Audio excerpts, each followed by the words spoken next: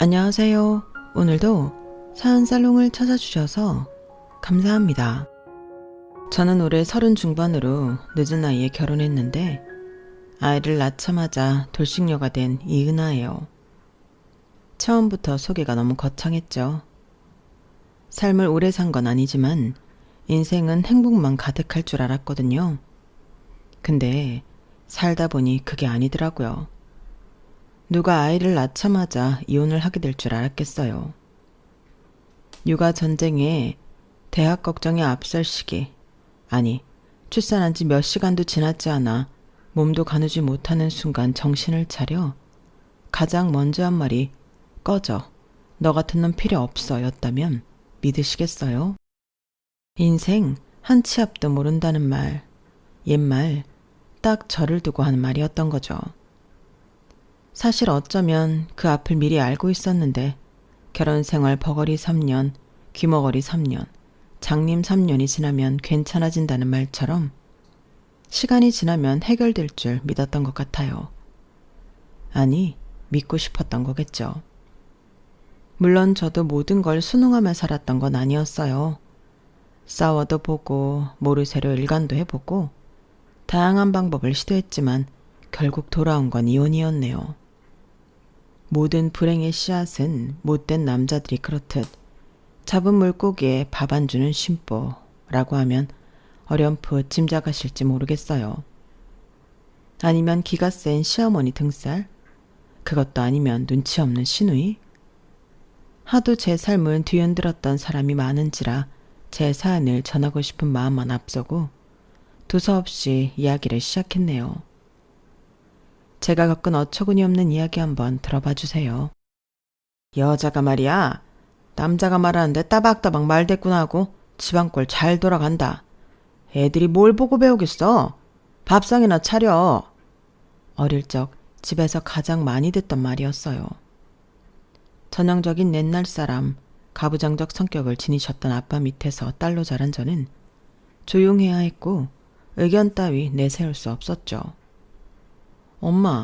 엄마는 왜 아빠가 말도 안 되는 소리 하는데 듣고만 있어? 엄마도 하고 싶은 말 해. 하고 싶은 말 하면 엄마가 아닌 너희에게 화살이 돌아가는데 아빠도 다 속상해서 그래. 말은 저렇게 해도 화난 거 풀리고 잘 때 말하면 다 알아들으셔. 그러니까 너무 아빠한테 뭐라고 하지 마. 아빠도 다 열심히 잘 살자고 노력하잖아. 어? 그런 게 어딨어. 아, 몰라. 난 엄마처럼은 안 살 거야. 그땐 그랬어요. 엄마가 하는 말들이 이해 안 됐거든요. 그런데 다 지나고 보니 엄마가 참 현명한 사람이었다는 걸 알았죠. 엄마를 때리거나 하셨던 건 아니지만 엄마가 한 소리 하면 가게 살림을 부수셨거든요. 그것도 아니면 저와 오빠 학교를 못 가게 막으셨고요. 배워서 뭐해? 부모 말 안 들으면 너희도 학교 가봤자 별거 없어. 쥐들이 잘나서 큰 줄 알 거 아냐? 그런 일들을 조금 더 자라 겪고 나니 엄마가 왜 참게 되는지 알게 되었죠. 그리고 조금씩 엄마의 조언대로 아빠가 화내는 모습들이 잦아드는 것도 직접 겪게 되었고요. 하지만 이미 성장 과정 대부분을 가부장적 환경에 순응하는 엄마를 보고 자란 저에게 자상한 사람을 만나 결혼하는 건 일종의 로망 같은 거였어요. 난 분명 행복하고 웃음 많은 집을 만들 거라는 기대, 꿈 같은 게 어릴 적부터 생겨났던 거죠. 그런 저에게 남편은 제 꿈을 이루어줄 사람이었어요. 참 자상했거든요. 남편은 저를 유리그릇 대하듯 했어요. 세상에서 제일 소중한 사람이라고 불러주면서요. 오늘 힘들다고 하지 않았어? 구두 발 아프겠다. 일단 저기부터 들리자. 어디? 일단 따라와봐. 그렇게 데리고 간 곳은 운동화 가게였어요. 하루 종일 외근으로 뛰어다녔을 제 걱정을 하며 저녁에 몸보신 시켜준다고 보자고 했던 사람. 막상 만나니 피곤한 모습을 보고 걱정하면서 편한 신발부터 사신겨주던 사람. 그런 사람에게 어떻게 반하지 않을 수 있겠어요. 같은 대학 동기로 학교 다닐 때만 하더라도 안면만 있고 말은 몇 번 나누어 보지 못했던 사람이었죠. 활달한 성격에 저와 다르게 수줍은 듯 자기 할 일만 하는 사람이었으니 같은 무리에 있어도 크게 어울릴 기회가 없었거든요. 그러다 졸업 후 동문회에서 유통업계에 비슷한 일을 한다는 걸 알게 되고 이야기를 나눠봤는데 의외로 이야기가 잘 통하는 사람이었죠. 자연스레 만남 횟수가 늘어가고 연인이 되기까지 오랜 시간이 걸리지 않았어요. 그는 따뜻했고 다정했으며 무엇보다 저를 아껴주는 사람이었으니까요. 사귀기로 한 첫 생일날 아직은 설레고 모든 게 서툴던 때였죠. 사귄 지 몇 달 되지 않아 서로의 식성을 잘 몰랐고 평소엔 고깃집이나 분식집에서 간단하게 먹고 카페에서 이야기하는 걸 좋아했어요. 그런데 그날따라 남자친구가 평소보다 연락이 없어서 조금 서운했는데 퇴근길에 갑자기 연락이 오더라고요. 오늘 잠깐 볼래? 회사 앞이야. 작은 목소리로 쑥스러운 듯 말을 꺼내는데 하루 종일 연락 없던 게 서운했던 것도 잠시 저도 모르게 좋아 하고 바로 나갔어요. 그리고 만나자마자 건네받은 건 작은 도시락 가방이었죠. 그날따라 부쩍 수줍은 모습까지 아직도 생생하게 기억나요. 그렇게 다정했던 사람이었는데 말이에요. 사실 오늘 휴가 내고 아침부터 이거 만드느라고 정신이 없어서 연락도 못했네. 미안. 서운했지. 생일 축하해. 뭘 해줘야 할까 이것저것 고민도 많이 했는데 누나가 여자는 많은 선물보다 정성을 기억한다고 하더라고. 정성 뭐가 있을까 고민했는데 이 나이에 편지만 쓰는 것도 웃기고 뭔가 근사하진 않아도 직접 내가 음식을 만들어주면 어떨까 해서 그런 말을 수줍게 꺼내며 도시락을 내미는데 그 모습에 웃음이 났어요. 사실 점심에 와서 서프라이즈하고 같이 도시락 먹고 저녁엔 근사한 레스토랑에서 맛있는 것도 사주고 싶었는데 계속 실패하는 바람에 겨우 싸고 나니까 점심시간을 훌쩍 넘었더라고. 결국 저녁으로 먹게 됐지 뭐. 아침부터 서툰 음식 솜씨로 분주하게 움직였을 그를 생각하니 마음이 따뜻해지며 눈물까지 났어요. 태어나서 부모님 말고 이런 대접을 받을 수 있다는 게 정말 감사했죠. 뚜껑을 열었을 때 미역국이 담긴 작은 보온통이 가장 먼저 눈에 들어왔어요. 저도 모르게 하고 놀랐는데 말이죠. 생일엔 미역국이 빠질 수 없으니까 사실 이거 3번째 끓인 미역국이야. 이게 제일 맛있더라고. 다 똑같이 끓였는데 엄마도 누나도 이게 더 맛있다고 동의해서 네 입맛에 맞을지 모르겠다. 활짝 웃는 그의 모습을 보니 마음이 찡해졌지만 미역국 향이 올라오자 속이 울렁거리기 시작했어요. 사실 저는 미역국을 잘 못 먹어요. 미역 비린내만 맡아도 머리가 띵해질 정도로 힘들거든요. 하지만 그 순간 말 못하겠다 싶었어요.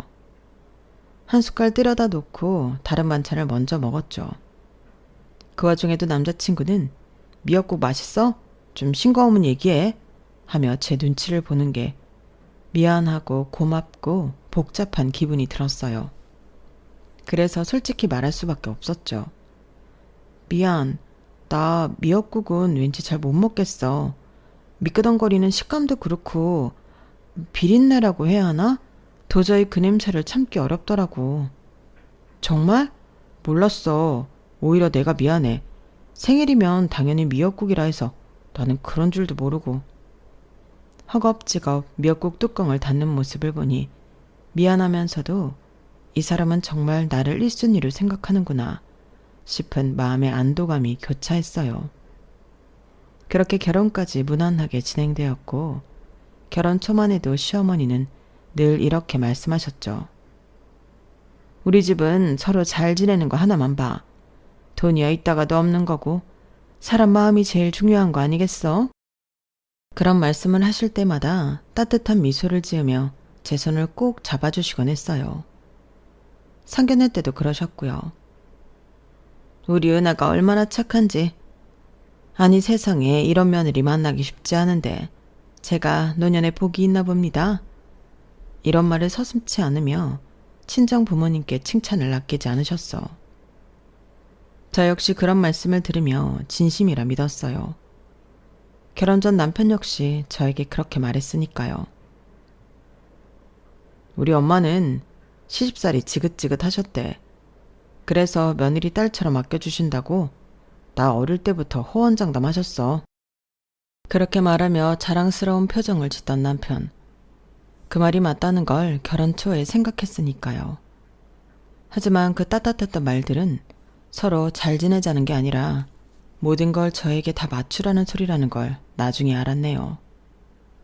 결혼식이 끝나고 신혼여행에서 돌아온 지 일주일도 되지 않아 처음 시댁으로 식사를 하러 갔을 때였어요. 시어머니도 평소처럼 환한 얼굴로 저희를 맞아주셨죠. 우리 며느리 왔구나. 어서 와. 그렇게 기분 좋은 저녁 식사를 하고 후식으로 과일을 먹고 있는데 갑자기 시어머니가 저에게 말씀하셨어요. 우리 집에도 며느리가 들어왔으니 이제 며느리가 주는 아침상 한번 받아볼까? 웃으며 말씀하시는데 저는 순간 당황했죠. 네? 내일 아침이요? 우리 며느리 솜씨 어떤지 보고 싶어서. 괜찮지? 내일 저희 집으로 오실 거예요? 왜? 여기서 하루 자고 아침에 일어나 식사 준비하면 되지. 번거롭게 뭐하러 니네 집까지 가. 자고 갈 생각 없이 와서 갈아입을 옷들도 준비 못하기도 했고 제가 사용하는 주방이 아니라 불편해서요. 제 생각을 말하자 시어머니는 당황하시는 것 같았어요. 당연히 네 하며 고분고분 말을 들을 줄 알았는데 이런저런 핑계를 댄다고 느끼셨던 듯 심기불편한 표정을 숨기지 않으시더라고요. 여행 가면 주방 다 처음 사용해도 음식 잘만 해먹잖니? 그리고 앞으로 니네 집이다 생각하고 드나들 텐데 익숙해지면 되는 거지. 옷은 내 옷 입어도 되고 여기 화장품, 화장 지우는 거 다 있어. 새칫솔 여분도 넉넉하고. 그러면서 어떻게든 제가 해드리는 아침을 드시고 싶은지 집에서 자고 가라는 말씀까지 하셨죠. 어머니 죄송해요. 저희 집에 오셔서 아침 드시는 게 힘드시면 내일 낮에 점심 해드리러 올게요. 결혼한 지 얼마 안 돼서 잠자리 바뀐 터라 그렇지 않아도 요즘 잠 잘 못 자는데 또 잠자리 바뀌면 힘들 것 같아서요. 갑작스런 요구를 받아들일 준비가 되지 않았던 전 제가 할 수 있는 최선의 대안책을 말씀드렸어요. 그러자 남편은 어색하게 옆에서 웃기만 하고 어머니는 못마땅한 표정이셨지만 그럼 점심이라도 하던가 하면서 안방으로 들어가시더라고요. 그렇게 일단락 되는 줄 알았는데 그날 이후 시어머니의 요구는 조금씩 늘어갔어요. 우리 집에선 원래 이렇게 했어. 네가 사는 방식도 물론 있었겠지만 앞으론 우리 가족 불편하지 않게 네가 방식을 바꿨으면 좋겠구나. 제가 아무리 설명을 드려도 원래 사용하던 방식이 더 좋을 것 같다고 고집을 부리셨죠. 그렇다고 뭔가 대단한 것도 아니었어요. 예를 들어 설거지를 할 때 저는 원래 그릇을 먼저 닦고 수세미를 다시 한번 헹군 후 수저를 닦는 편이거든요. 그런데 시어머니는 수저 먼저 닦아야 한다고 고집을 부리셨죠. 빨래를 넣을 때도 마찬가지였어요.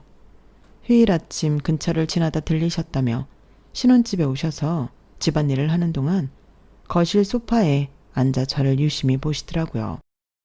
은하야, 양말은 맨 끝에 널어야 해. 속은 옆에 널면 안 되지. 이런 식이었어요. 정말 사소한 것들이고 무얼 먼저 하든 상관없지만 항상 당신 집만이 가진 질서가 있기에 그 방식을 따라야 한다는 거였죠. 그런 일들이 반복되니 제가 해온 모든 것들이 하나둘 부정당하는 기분이었어요. 이건 우리 집안 대대로 내려온 방식이야.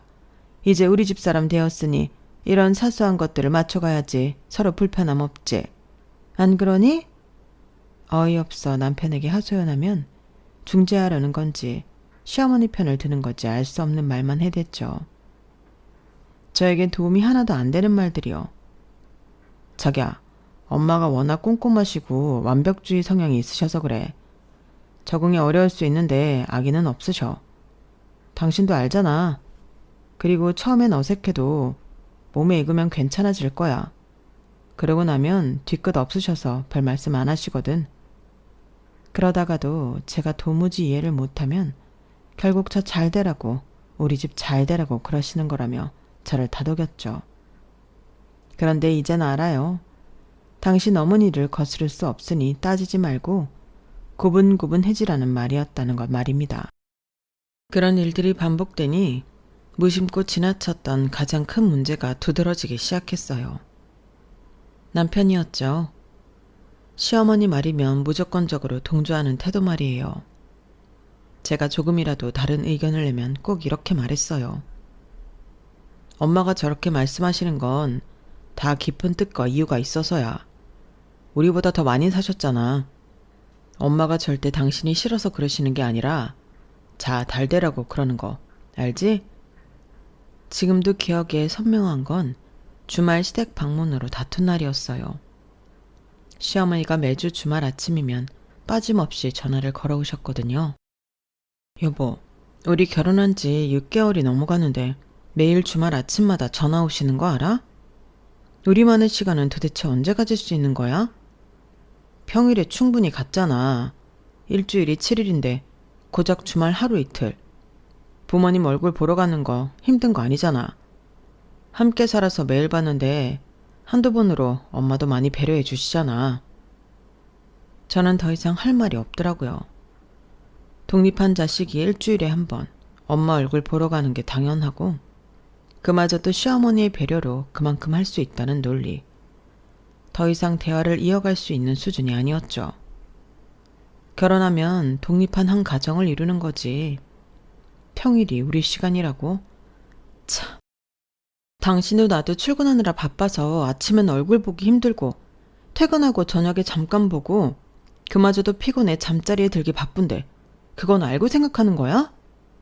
그래도 한 집에 사니까 살부대 끼고 잘 수 있고 떨어져 사는 엄마보다 많은 시간 보는 건 사실이잖아. 조금씩 횟수를 줄여갈 수 있어도 어떻게 하루아침에 주말에 못 간다는 소리를 해. 엄마 서운하시게. 지금까지 이렇게 잘 키워주셨는데. 그럼 난 혼자 컸어? 그런 식으로 따지면 우리 집도 가야 하는 거 아니야? 그러면 당신이 말한 것처럼 우리 시간이 없잖아. 그리고 장인어른 장모님은 처제 가까이 사시니까 심심하신 일 없고. 그건 어머니도 마찬가지지. 아가씨 바로 윗집이잖아. 아무리 내 동생이 우리 부모님과 가까워도 걸어서 10분인 거에 비하면 말 다 했지. 내 동생은 몸이 약해서 엄마가 돌봐줘야 하니까 근처 사는 거고 처제랑 다르지. 알면서 그래. 도무지 말이 통하지 않았어요. 말이 나왔으니까 말인데 신우는 남편보다 2살 어린데 어릴 때부터 몸이 약하다는 말을 듣고 자란 사람이라고 저도 귀에 딱지가 않도록 들었네요. 시어머니 역시 기회가 있을 때마다 이런 말을 서슴지 않았고요. 우리 딸은 너랑 다르게 정말 어릴 때부터 병원 문턱을 달고 살았어. 워낙 약하게 태어나서 학교도 자주 못 갔고 결혼했어도 집안 살림도 제대로 못할 정도로 약해서 매일 내가 돌봐줘야 해. 명절이 다가와 준비를 할 때면 신우는 10중8구 당연하다는 듯 이런 말을 했어요. 언니 미안해요. 나 오늘 아침부터 컨디션이 영 안 좋네요. 어제 일찍 자긴 잤는데 긴장돼서 그런지 밤새 뒤척여서 한숨도 못 잤거든요. 어머, 너는 왜 시키지도 않는데 부담을 느끼고 그래? 너는 괜히 일도 못하면서 일 벌리지 말고 가만히 앉아서 주는 거나 잘 받아먹는 게 도와주는 거야. 알아? 엄마는? 그건 오빠 결혼하기 전 이야기지. 새언니도 있는데 어떻게 그래? 새언니 있으면 뭐 달라져? 어차피 다 엄마가 하는 건데 괜히 일 돕다가 힘들어서 며칠 쓰러져 있지 말고 소파에 앉아서 TV나 보고 있어. 음식은 네 새언니랑 내가 할 테니까. 싸우는 시어머니보다 말리는 시누이가 더 밉다는 말. 왜 그런지 알겠더라고요.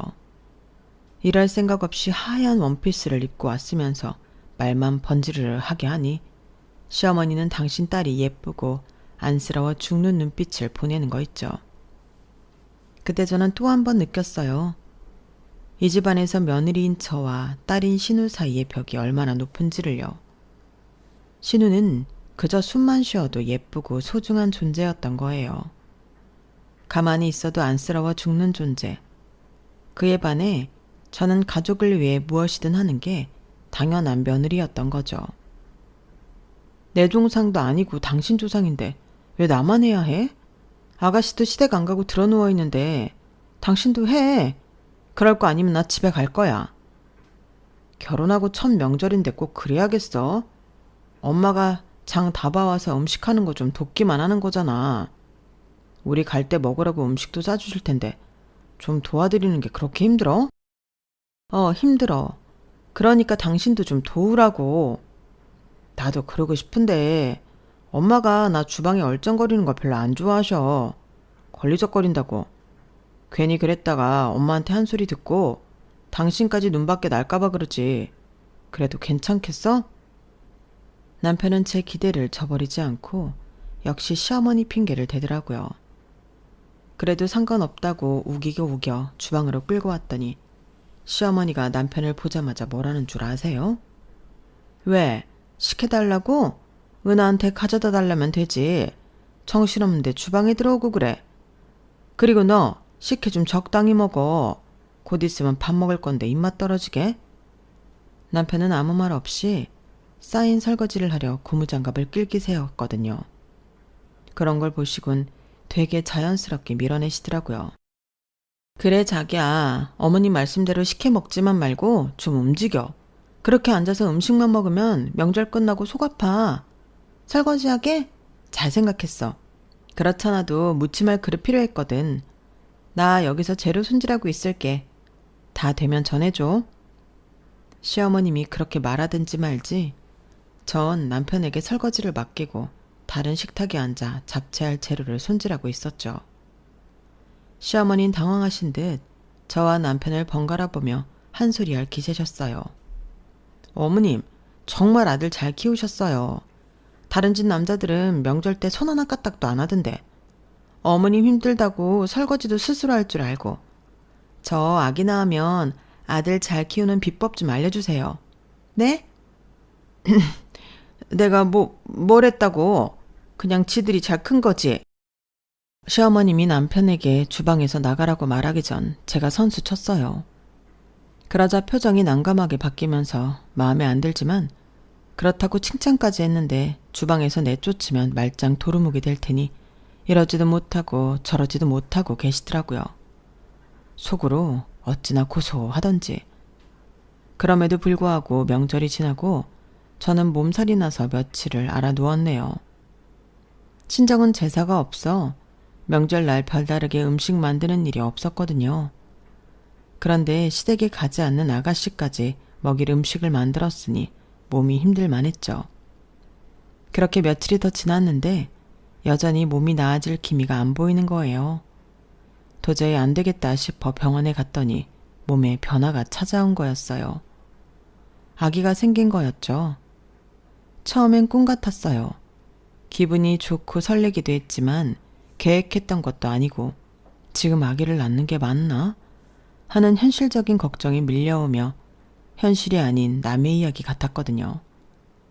그래도 막연하게 그때만 하더라도 이 아이가 다시 나를 웃게 해주진 않을까 하는 기대감도 있었어요. 세상의 모든 엄마가 그렇듯 힘들어도 웃음을 주는 존재, 내 아이가 태어나는 거니까요. 임신 소식을 듣고 처음엔 시어머니도 정말 기뻐하셨어요.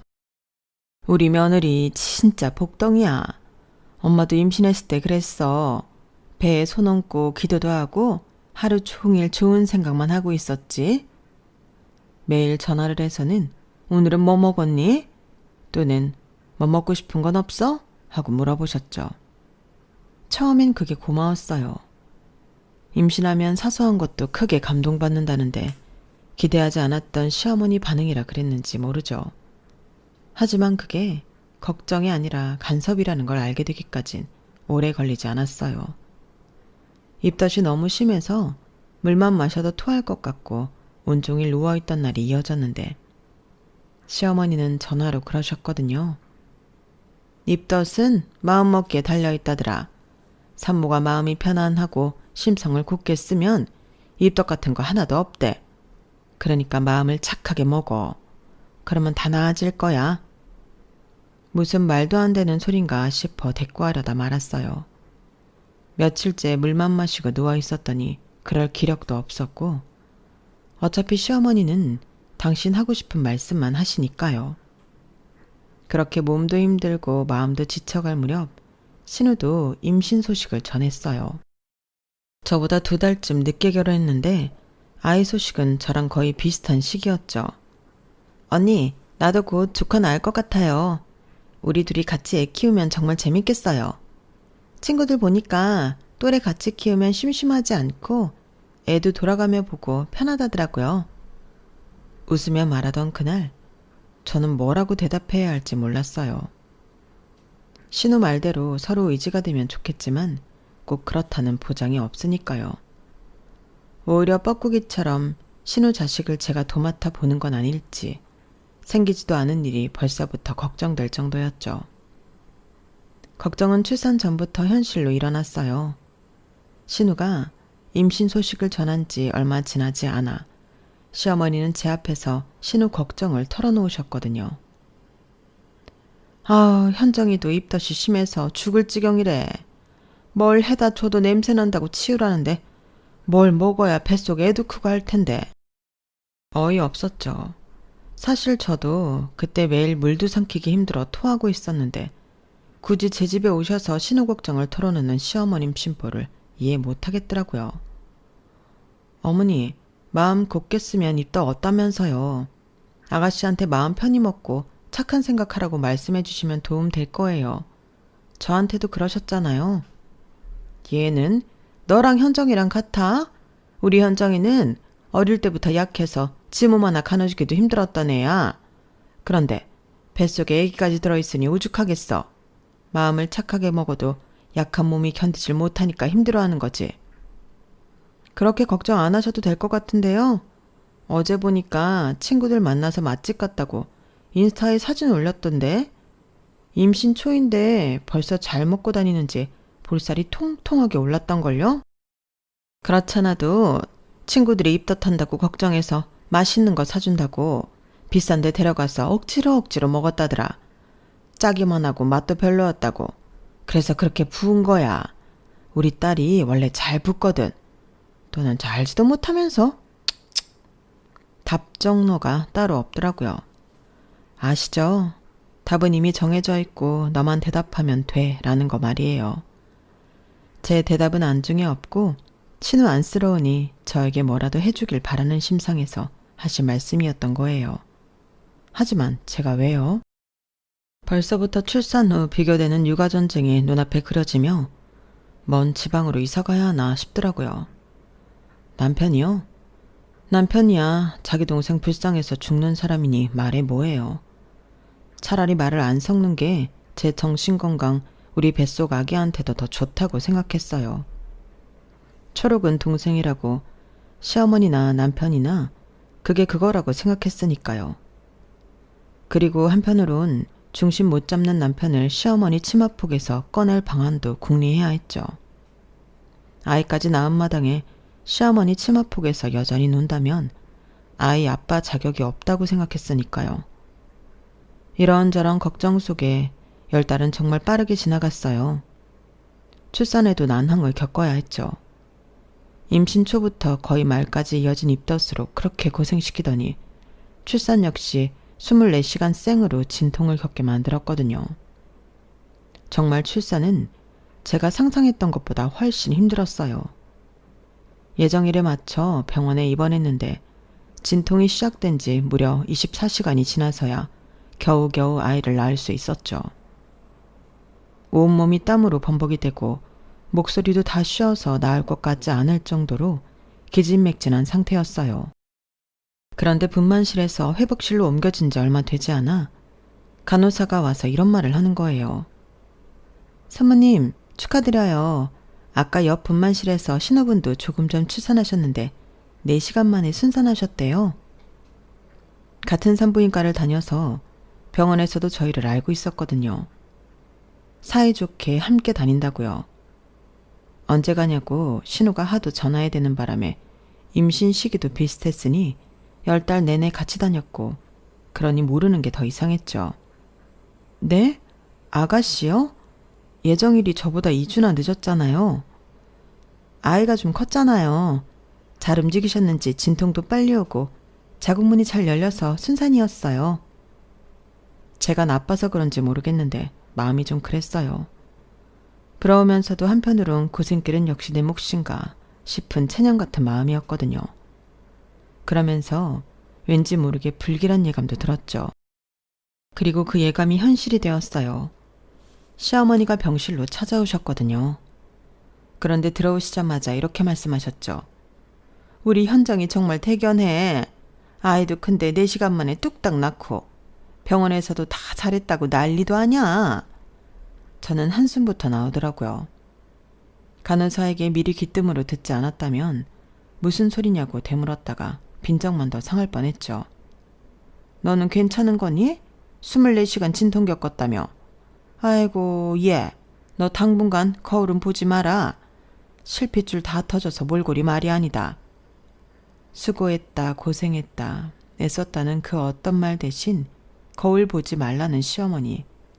저희 시어머니 말고 또 있는 거 아니겠죠? 어이가 없더라고요.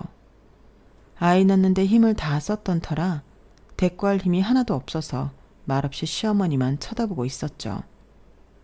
현정이 꼭 닮아서 어찌나 야무지게 생겼든지 간호사들이 그러는데 지금까지 본 신생아 중 제일 이쁘대. 어머니, 손주는 보고 오셨어요? 얘는 그럼 받지 안 받겠니? 간호사들이 현정이 딸 옆에 떡하니 네 아들 낳는데 안 보고 싶어도 볼 수밖에 없더라. 사내 자식이 누굴 닮아서 그렇게 작은지, 네가 입덧이 심해서 그런지 애가 뱃속에서 영양을 제대로 못 받은 것 같아. 잔병치레도 심하게 생겼어. 방금 출산한 산모 앞에서 할 소리가 아니라고 생각했던 전 쉬고 싶은 마음에 그만 나가라고 막 말하던 찰나였죠. 그때 남편이 들어오더라고요. 입이 귀에 걸린 남편을 보며 시어머니가 그렇게 좋냐? 엄마 너무 신기해. 나 어릴 때랑 정말 똑같이 생기지 않았어? 빨리 컸으면 좋겠다. 같이 축구도 하고 목마도 태워주고 싶어. 환하게 웃으며 아이와 함께할 미래를 상상하는 남편 모습을 보니 기분이 묘해졌죠. 그래도 다행히 아빠 노릇은 제대로 할 수 있겠다 싶은 막연한 기대? 그런 느낌 있잖아요. 그런데 그 기대도 잠시. 갑자기 시어머니가 밝은 표정으로 이렇게 말씀하셨죠. 아 그래, 너 태어날 때 미역국 좀 끓여와라. 어차피 네가 끓이는 김에 많이 끓이면 되잖아. 네? 지금 뭐라고 하셨어요? 미역국 말이야. 산후조리 해야 하니까 미역국 먹을 거 아니야.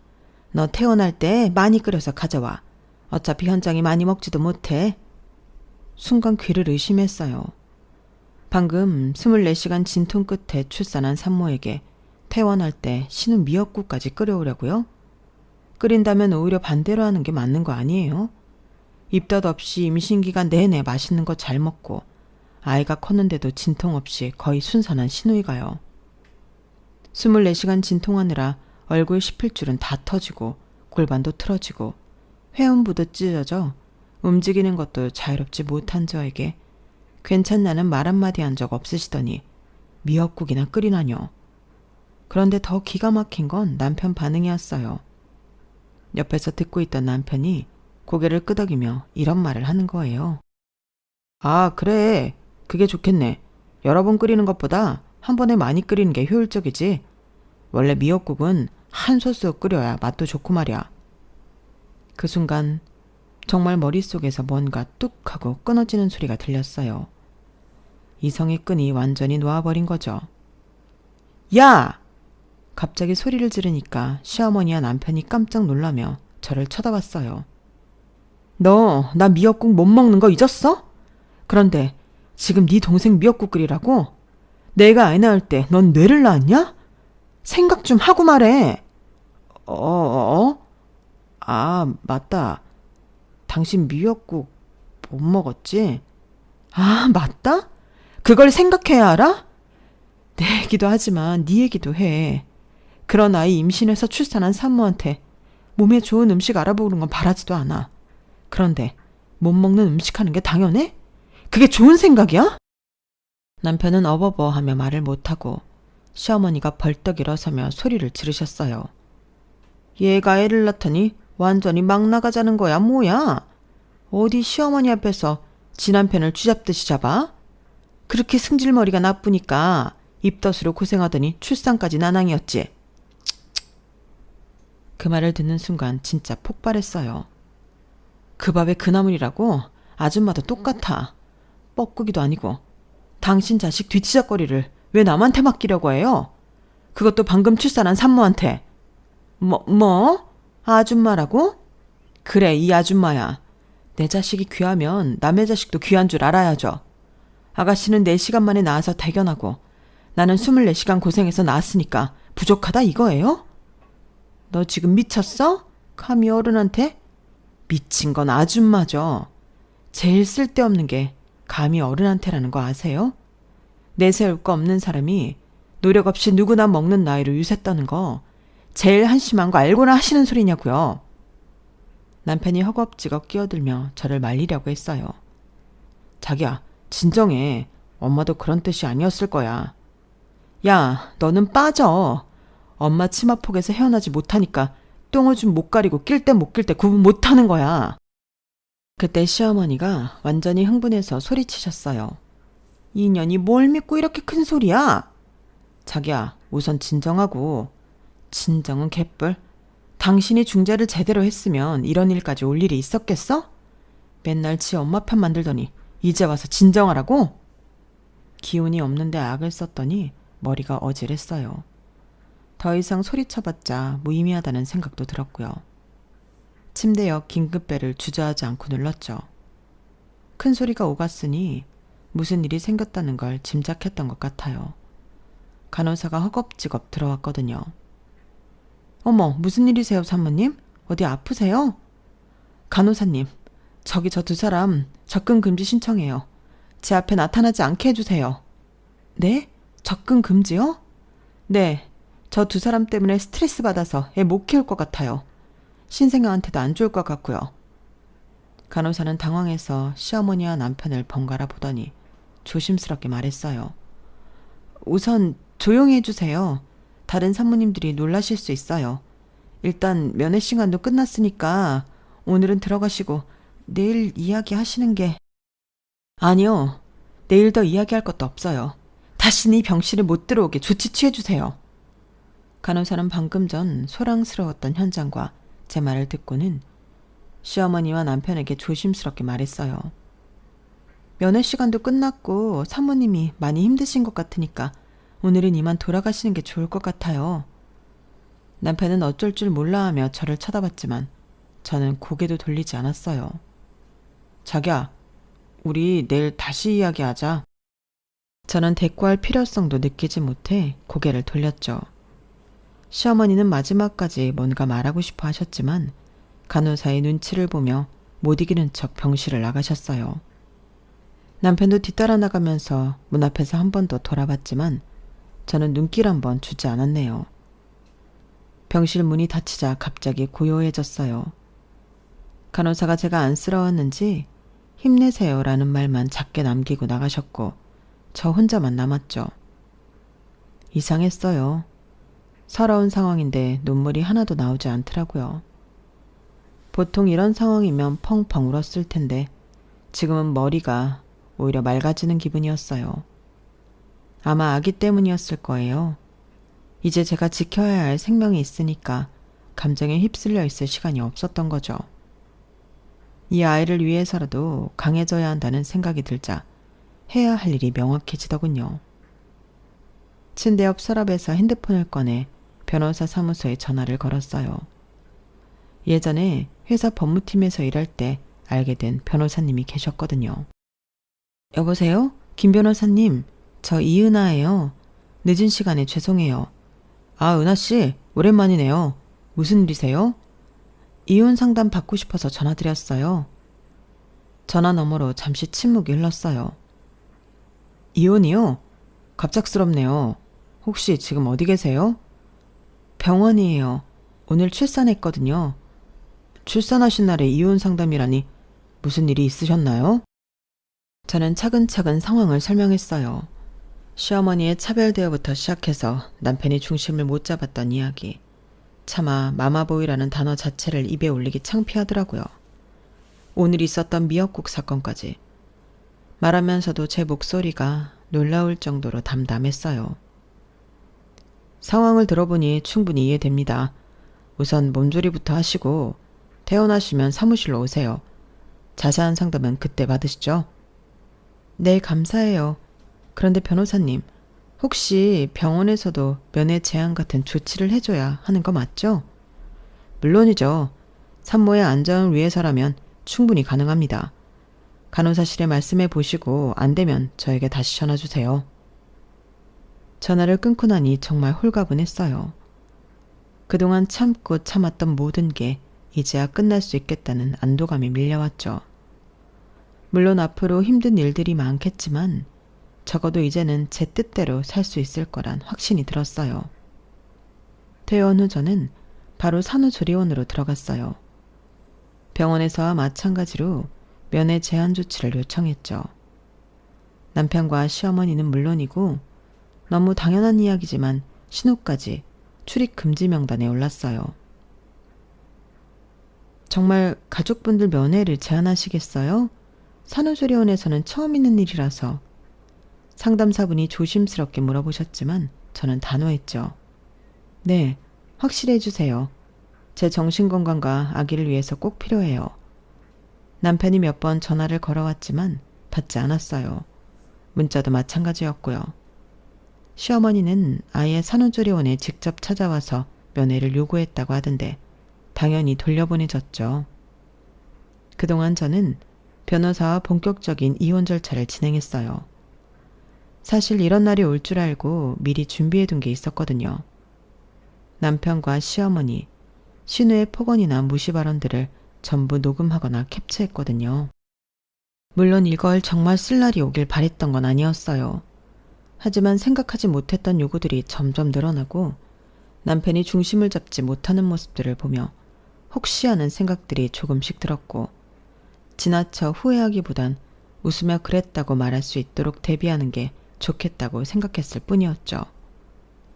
그렇게 모아진 증거들은 임신했을 때 심성을 곧게 쓰라며 제 성질머리가 나쁜 건 아닌지 우회적으로 말씀하셨던 일이나 남편이 시어머니 편을 들며 우리가 좀 더 잘하자는 것, 신우가 항상 힘들다고 모든 일을 저에게 떠넘기는 등 사소해 보일 수 있지만 하나 둘 쌓이니 이상하게 보이는 건 어쩔 수 없더라고요.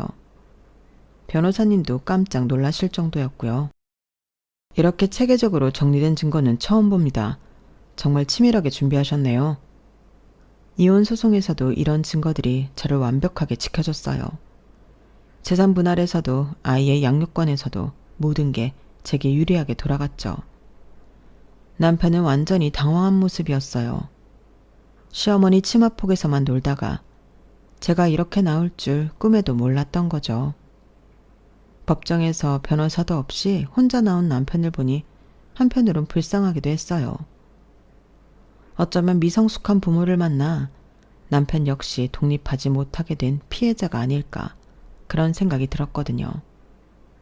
자식이 생기니 내 자식의 앞날을 걱정하며 남편 모습이 겹쳐 보였던 것 같아요. 그래도 불쌍한 건 잠깐이었죠. 자기야, 우리 다시 한번 생각해보자. 애도 있는데. 늦었어. 이미 끝난 일이야. 그렇게 이혼 서류에 도장을 찍고 홀가분하게 혼자가 되었죠. 동네가 가까워서 시에서 운영하는 운동센터에 같이 다녔었는데 이혼 후 제 눈치를 보는 분들이 하나 둘 생기는 것 같았어요. 나중에 알고 보니 시어머니는 제가 무섭다며 주변 사람들한테 하소연을 하고 다녔다고 하더라고요. 우리 며느리, 아니지 그년이 내 앞에서는 호호 웃고 뒤에서는 호박씨 제대로 깠다니까? 무서운 년이야 정말.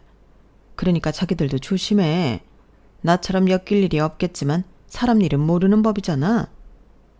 그런 말이 제 귀에 들어올 때마다 웃음이 났어요. 원래 그러시는 분이라고 생각했지만 그런 말 자체가 누워서 침 뱉기라는 걸 정말 모르고 하시나 싶더라고요.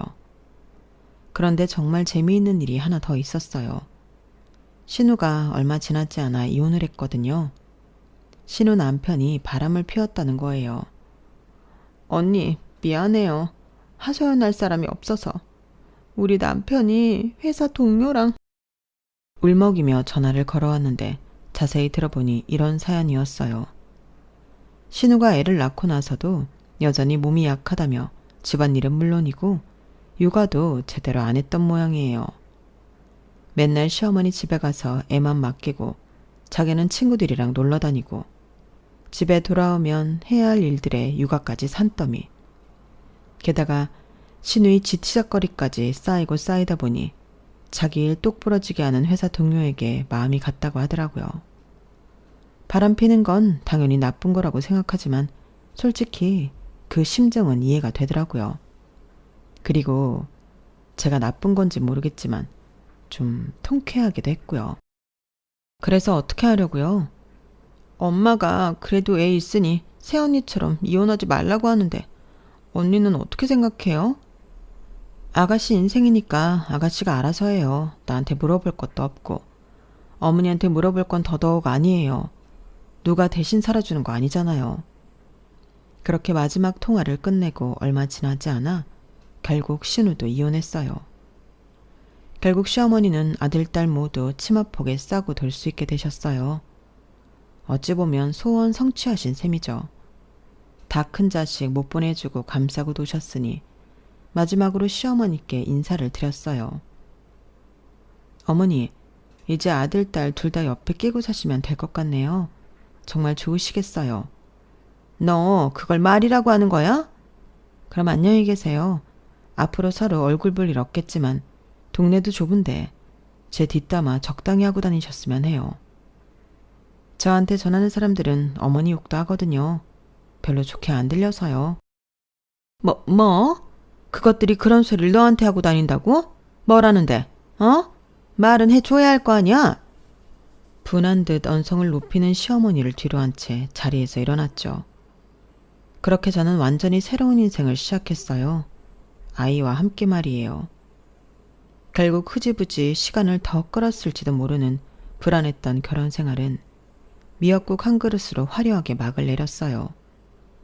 하지만 후회는 전혀 없어요. 오히려 그때 폭발했기에 지금의 자유로운 삶이 가능했으니까요. 어떤 분들은 너무 극단적이었다고 하실지도 모르겠어요. 하지만 저는 확신해요.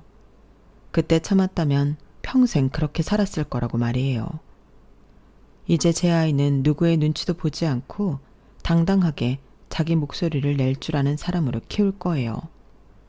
그리고 성인이 되면 지금보다 더 자유롭게 그땐 제 삶에 충실하고 싶습니다. 앞으로 갈 길이 더 많지만 그래도 저 잘할 수 있겠죠? 제 이야기 들어주셔서 감사합니다. 들어주신 분들도 삶에 으쌰으쌰 하시고 건강하고 행복하세요. 여러분, 사연 댓글에 응원과 현명한 조언 부탁드려요. 좋아요와 구독은 저에게 큰 힘이 됩니다. 오늘도 좋은 일 가득하세요.